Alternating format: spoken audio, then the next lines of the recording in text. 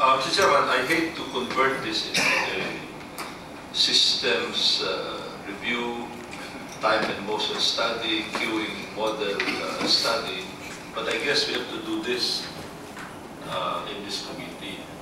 I see two stages here. The first one is the production of the blank passports. And there, you don't seem to have a problem, because you're saying that you can produce 15,000 a day in order to meet 88,000 applications per month. Correct? 15,000 a day. 15,000 a day now to meet 128,000 appointments, exactly appointment slots per month. Per month, 100, as against 88,000 applications. So there should be no reason, if you start at 0, there should be no reason for a backlog. But if you have an outstanding backlog, then it will take a while before that backlog can go to 0. But then you say that there's no backlog. Yes, sir. There was an outstanding backlog which we have been able to erase. So now we're talking of 0. Yes. Okay. No more backlog. So now, the next stage is the processing of the passport within the DFA. That meaning filling up with the names, etc., etc. It used to be handwritten, I remember, beautiful handwriting. But now, is it still handwritten or computer generated? So it is computer generated. So, in other words, it's faster than handwritten. It should be. It should be, sir. Please say yes. Yes, sir. There's no other, that's the only response I can accept. If you say no, then let's go back to handwritten. It should be, sir. Okay? Otherwise, balik natin sa handwritten. Okay? That answer should be automatic. Okay, so now, is there any backlog in the entering of the data within the passport? Who does that? Is it you or still the BSP? Sir, we do that. That's a stage called encoding. After the passport applicant presents his documents for evaluation, the applicant then proceeds to payment to the cashier. Then from the cashier, it goes to the encoding station where his data is filled up by an encoder. So when it is filled up, automatically there is no problem when you feed the passport into your writer. Sir, it's not. There are still a few more steps that are undertaken after the passport, after the applicant's data is encoded. It goes through a process of transmission. There's a further there's a signing officer that reviews the application, and then the application is then transmitted electronically to our station at the APC BSP. Okay, is there any backlog? Is there any bottleneck in those stages that you mentioned? At this point, no, sir, because we've been able So to... if there is no bottleneck, there should be no problem there. That's your Yes, sir. technical opinion? Yes. Okay. So there's no problem there. How about in the releasing? Is there any problem in the releasing? The releasing, once the passports are received by the system, it goes through verification and... How long does verification take?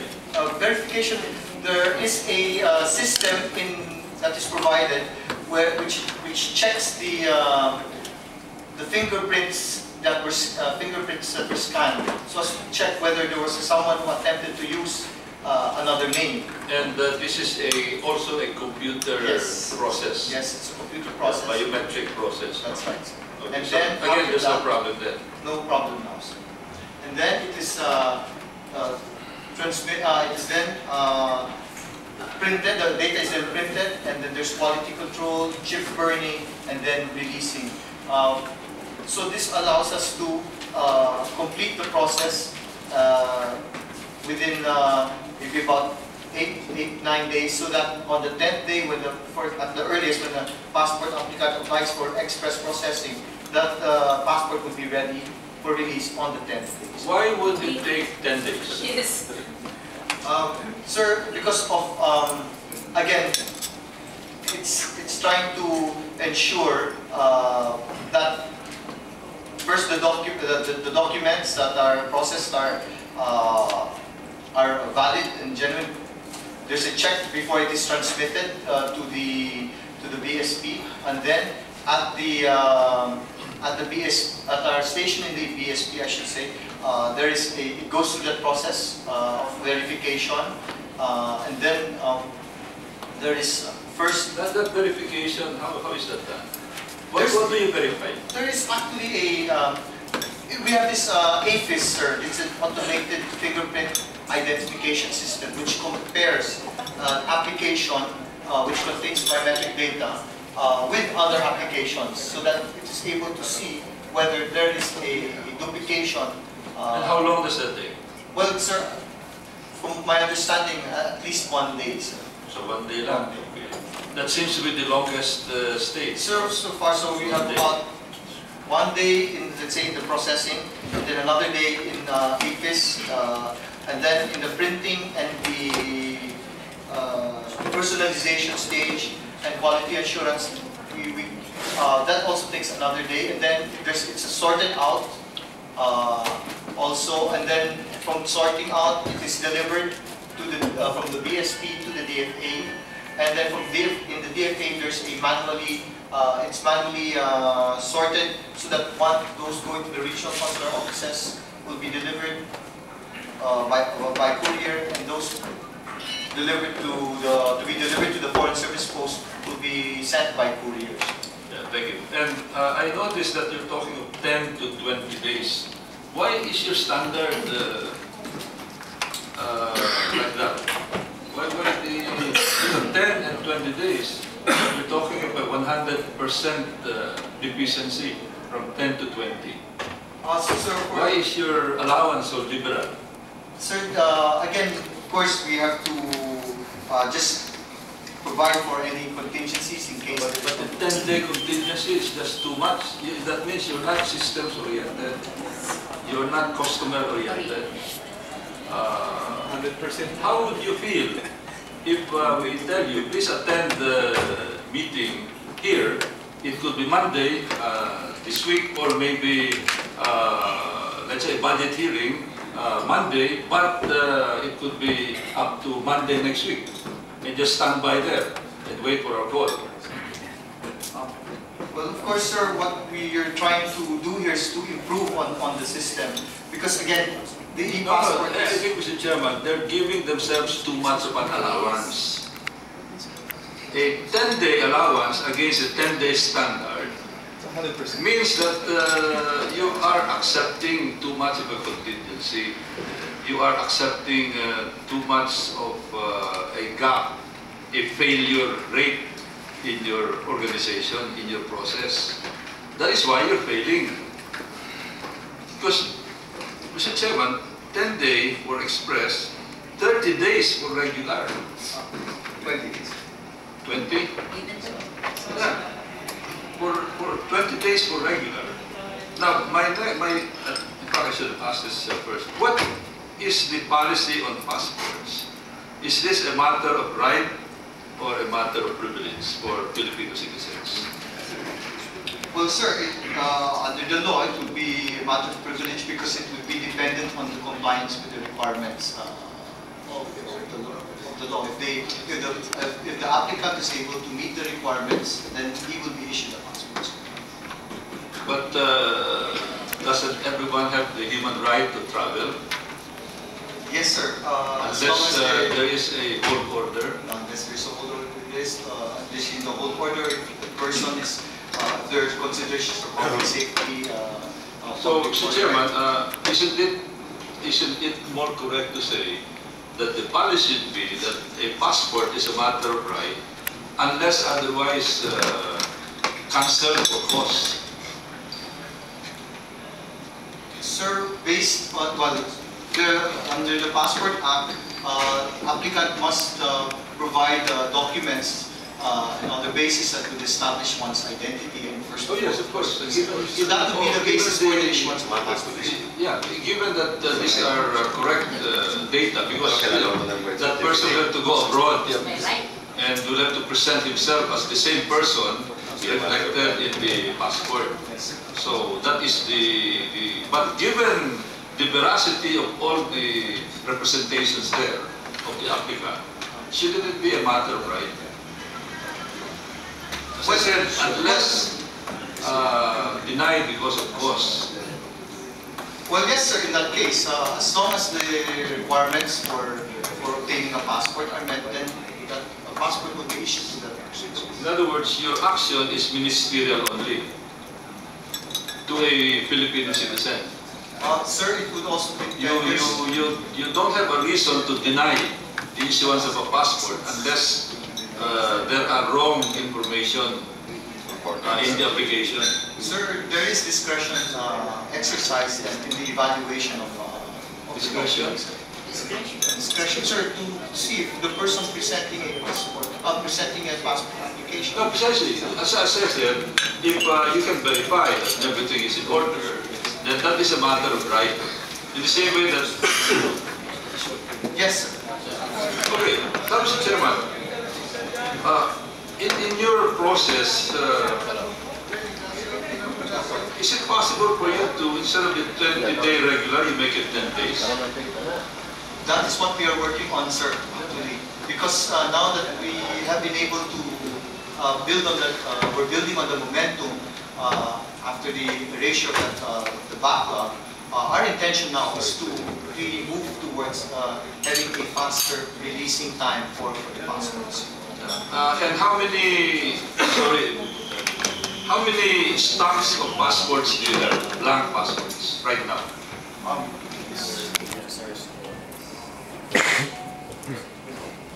Well, sir, we are assured by BSP of the regular... No, I think you should know that. Yes, sir. We have... That's what you call inventory management. Yes. We have... So that, for example, there would be a deluge of passport applications because of big deployment. Let's say, all of a sudden, 10,000 workers are needed in a place. Your inventory should not be a problem. No, sir. It is not a problem, sir. We have a regular supply of passports. So how many stocks do you have? Sir, for now we have about every day we have at least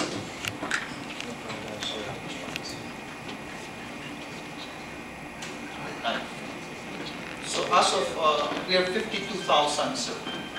Okay, so no problem. Mr. Chairman, I propose, Mr. Chairman, that we call them again, give them a week to go into an honest to goodness system study where the objective is to set the standard to at most 10 days for regular.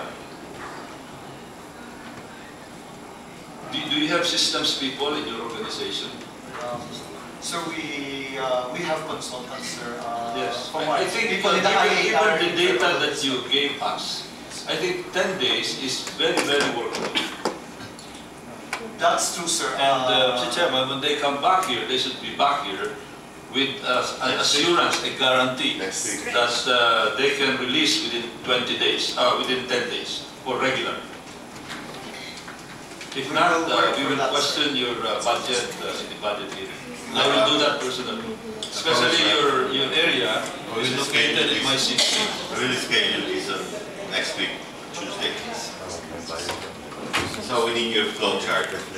Yes, sir. So we can identify the choke points All right, sir. and the time frame for every stage for the passport process to be processed. Kaya ng 10 days, given what you have, what you gave us. Mr. Chair. Yes, sir. Yes, sir, that's true, sir. We are working towards that, sir. Yeah. Mr. Chair, may I say first before I proceed with my questioning that the Honorable Congressman from Paranaque knows from where he speaks. You know, he was the one who revolutionized our postal system. So I can still remember, I was a student, you know, the post, the mail will take you about more than a week. He was able to do that. You were already practicing lawyer. No, I was just in high school. No, he was able to do that in 2 or 3 days. So I think you should hire the congressman from Paranaque as your consultant. $1 per passport. $1 per passport. Now, Mr. Chair, my question is regarding the relationship of the parties here, because as of now, I'm still confused as to the relationship of the BSP, the FAA, and Overture Technologies and Sinopharm. Now, you mentioned that it is the PSP which has a contract with Overture Technologies and not the DFA. Am I right? Yes, sir. So in other words, it is within the mandate of PSP to, to print these security documents like a passport and land titles. Do you do that? Yung land titles are also with you. You also print land titles. So it is under the law, the PSP law, or it's an executive order.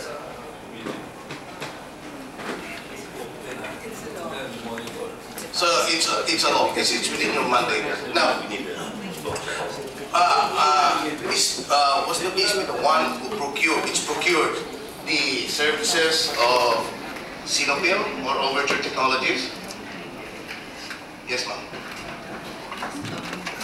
PFP and DFA entered into a memorandum of agreement where one of the undertakings of PSP is to procure an end-to-end solution for e-passport for the DFA, in addition to the supply of blank e-passport. So it was PSP who entered into a contract with Overture Technologies, which is locally represented in the Philippines by Sinopharm. Okay, so in other words, you have a contract, which comes first? You have a contract first with the DFA, wherein DFA hired you to print. To procure the end-to-end solution. Well, what do you mean by the end-to-end solution? Meaning, supply the booklets and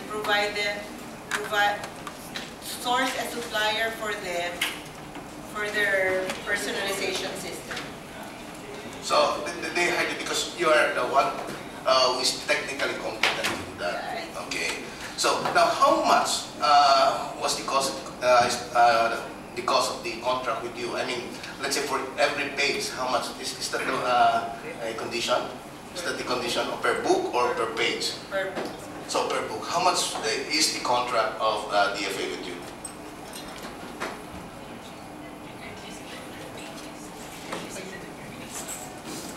So that is it is per page or a per book on a per book basis. Per book. So how many pages do a book contain? 44 pages. 44 pages. So how much does the DFA pay you? 600 per book. Okay, 600 pesos. Now, how much do you pay Sinopharm or Overture Technologies? It's a total contract. It's not on a per book basis. What do you mean? How much is the contract of PSP with Sinopharm or Overture? Which of these entities signed the The contract? contract is between PSP and Overture Technology. Overture. Now, what is the relation now of Sinopharm? It has no juridical tie with PSP. Sinopharm is the local representative of Overture Technologies because I believe in accordance with the procurement law, all foreign bidders should be represented locally by a local representative. Yes, but it has no contract with you, the Sinopharm. Now, the one which entered contract with BSP is Overture Technologies. Now, how much is that contract?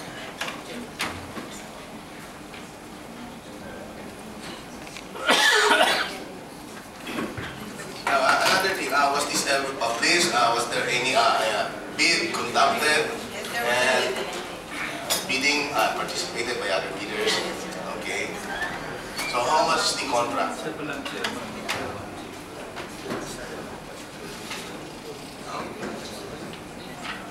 Is it a back-to-back contract wherein you will pay Overture once DFA pays you, or are you going to advance the expenses or advance payment to Overture Technologies? We pay, PSP paid in advance. In advance, so but you don't know how But much. DFA will reimburse PSP for the contract. Yes, but most likely the basis for the contract price, most likely how many on a per booklet or per page basis? A sum of $20,493,904. $20 million. Now, what is the scope of this contract? So, what services or what equipment is Overture obligated to give to you?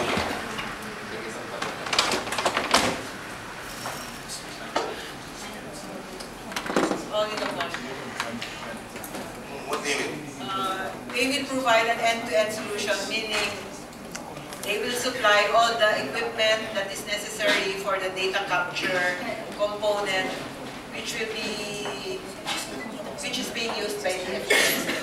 So, the equipment and the program only. Yes. But the paper, the security paper, it's not included. So in other words, it is only the setting up of the infrastructure. Yes. The infrastructure. And this is only for the passport. Yes. Now, I wonder why the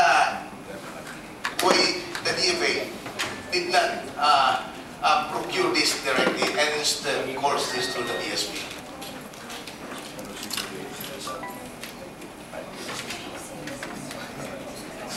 Well, again, sir, if I may explain, since the DFA has relied on the BSP for the supply of its passports for over 20 years now, this is carried over because we rely on the BSP for the expertise, the technical knowledge of the working of